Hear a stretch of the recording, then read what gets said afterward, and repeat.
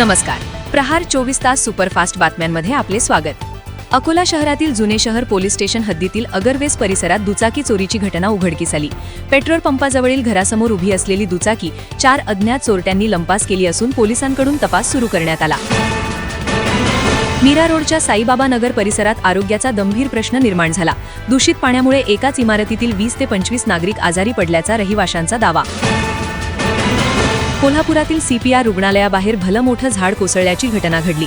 2 दुचाकींवर झाड पडल्याने दोघे जखमी झाले असून कंत्राटदाराच्या निष्काळजीपणाचा आरोप नागरिकांकडून करण्यात आला. महाराष्ट्राच्या राजकीय इतिहासात आजचा दिवस महत्त्वपूर्ण ठरला. श्रीमती सुनेत्रा वहिनी अजितदादा पवार यांनी राज्याच्या पहिल्या महिला उपमुख्यमंत्री म्हणून पदभार स्वीकारला. येवला तालुक्यातील दुगलगाव येथे कृष्णवाडी शाळेजवळ 3 बिबट्यांचे दर्शन घडले. 15 दिवसांपासून सुरू असलेल्या बिबट्यांच्या वावरामुळे ग्रामस्थांमध्ये भीतीचं वातावरण पसरलं.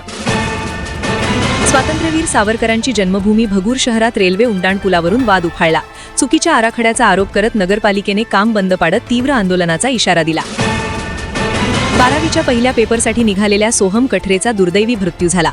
कळवा मुंब्रा दरम्यान लोकलमधील गर्दीमुळे तोल जाऊन खाली पडल्याची प्राथमिक माहिती.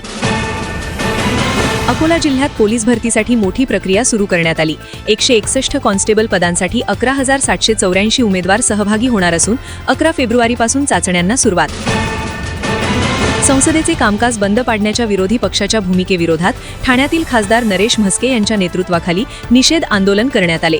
नव्याने निवडून आलेल्या सर्वपक्षीय खासदारांचा या आंदोलनात सहभाग. अकोला जिल्ह्यातील अकोट पोपटखेड शहानूर मार्गाची दयनीय अवस्था नागरिकांसाठी डोकेदुखी ठरत आहे. खराब रस्त्यामुळे अपघातांचे प्रमाण वाढल्याने प्रशासनाविरोधात संताप व्यक्त करण्यात येत आहे. ह्या होत्या आजच्या सुपरफास्ट बातम्या.